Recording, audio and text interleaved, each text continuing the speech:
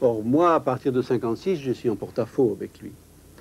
Et pendant un temps, j'ai continué à aller chez lui, à lui parler de mes travaux, comme si rien ne s'était passé dans ma vie intellectuelle. Et le livre que j'ai fait avec Domar, c'est, comme vous le savez, c'est l'épave d'un livre beaucoup plus vaste que j'aurais dû écrire sous sa direction, puisque c'était une thèse que j'avais entrepris sous sa direction, dont je me suis aperçu vite que c'était un mauvais sujet, puisque c'était la bourgeoisie parisienne à la fin du XVIIIe siècle, et que c'était un sujet à rendement décroissant. J'ai travaillé 2 ans là-dessus, j'ai vu à peu près comment était construite dans l'assiette de ses fortunes, dans son habitus social, la bourgeoisie parisienne de cette époque. J'ai vérifié l'idée qu'elle était précapitaliste, que c'était une bourgeoisie au sens ancien, bourgeois, d'habitants des villes, avec titulaires de privilèges particuliers, et qu'elle était d'ailleurs d'autant plus bourgeoise de n'être pas capitaliste qu'elle avait précisément le sens du statut et de la différence, qui est le vrai sens du bourgeois. Et du coup, ce sont des choses dont je n'ai pas parlé. Chaque fois que je commençais à lui en parler dans son salon de la rue Gay-Lussac, il m'interrompait. Il entrait dans son univers qui n'était plus le mien. Et du coup, ça a toujours été comme ça, jusqu'à sa mort. On a gardé des relations affectueuses. Il était toujours affectueux avec moi. Il faisait semblant de me considérer comme l'homme qui n'avait pas écrit ce que j'avais écrit. C'est-à-dire, par exemple, le catéchisme révolutionnaire. Il m'en a jamais parlé. Il m'en a jamais parlé.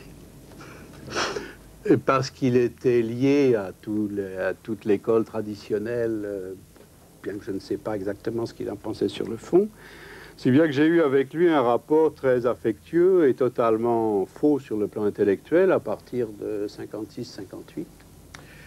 Enfin, Labrousse, c'était quand même d'abord l'histoire sociale. Un grand programme très organisé, très pensé, bien distribué, un empire identifié à la Sorbonne. Alors dans cet empire, vous avez eu votre place qui a probablement été longtemps une place subalterne parce que vous étiez nouveau, on vous a enrôlé. Mais il y a eu plusieurs entreprises auxquelles, entre la fin des années 50 et la fin des années 60, vous avez été associé. Il n'y a pas d'objet commun, puisque ça peut porter sur les structures sociales parisiennes, sur le mouvement du profit, vous l'avez dit tout à l'heure, sur la distribution du livre et les capacités de lecture dans la société du XVIIIe siècle. Tout ça est vrai. Il y a une conviction de fond, c'est qu'au fond, le social, c'est l'instance qui explique tout. Par rapport, disons, à la version marxiste dont vous étiez sorti, l'infrastructure, ce n'était plus l'économique, c'était la société. Oui. Oui, c'est vrai, mais je ne la partage qu'à moitié. Si vous lisez, par exemple, la Révolution française que j'ai écrite avec Richet, le social, il y a déjà une importance relativement réduite par rapport aux politiques. Et en ce qui concerne le livre sur les structures sociales, oui, il est fait dans cette problématique. Mais précisément, il est présenté de façon modeste et partielle. Les structures sociales ne sont pas supposées expliquer la Révolution. C'est une sorte de tableau de la bourgeoisie parisienne au milieu du XVIIIe siècle. Quant au livre, c'est quand même Dupron qui a été l'artisan essentiel. C'est vous qui l'avez fait. Oui, mais c'est avec Dupron qu'on a fait Livre et Société, beaucoup plus qu'avec Labrousse. Et s'il y a des articles labroussiens dans le livre, c'est parce que moi je suis très éclectique et je n'ai pas d'exclusion à porter, mais disons que je suis sorti de l'orbite de Labrousse et de l'histoire sociale. Ce dont je ne suis pas sorti, c'est probablement de l'idée de la détermination par la société, complètement. Quand vous lisez, par exemple, Livre et Société, il y a dans ce livre quelque chose que je trouve gênant, qui est l'idée qu'au fond, les curiosités culturelles d'une époque s'expliquent par des vastes déterminations publiques. C'est ça qui frappe 20 ans après. Plus que par... oui, alors là, j'accepte tout à fait l'idée que même tardivement, il y a chez moi cette conviction que l'histoire fait est faite aussi des vastes inerties des sociétés.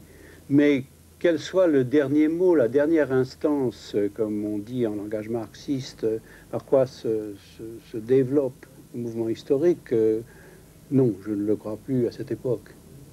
Mais ce qui est frappant quand même, c'est qu'à cette époque, tu accordes aux productions obscures de l'esprit beaucoup d'importance dans Livre et Société, alors qu'après, tu t'intéresses beaucoup plus à l'œuvre singulière ou à l'œuvre éclatante. C'est-à-dire qu'il y a une évolution chez moi qui est tout à fait claire.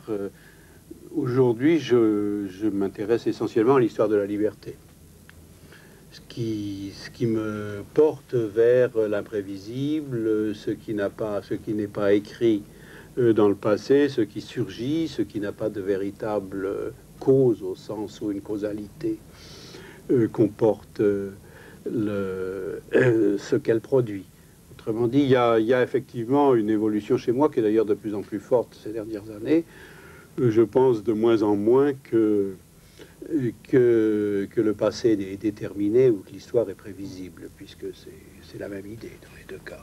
Et à quel moment dans les années 60, alors, est-ce que vous situez votre rupture avec le déterminisme?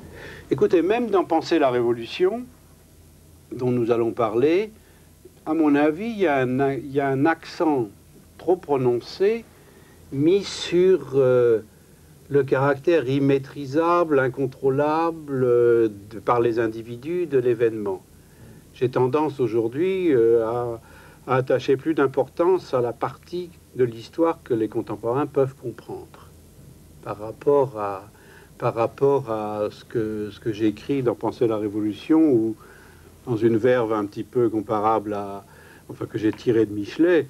Je pense que la révolution comme un torrent politique et idéologique qui passe à travers les individus. C'est une image d'ailleurs que vous trouvez constamment dans la littérature révolutionnaire. C'est vrai et faux. C'est vrai parce que c'est vrai que la Révolution française, par excellence, c'est un événement que personne n'a maîtrisé pendant un siècle. Mais c'est aussi faux dans la mesure où ça ne rend pas justice à l'extraordinaire effort de lucidité qu'ont eu tant de gens pendant que se passaient ces événements pour le comprendre.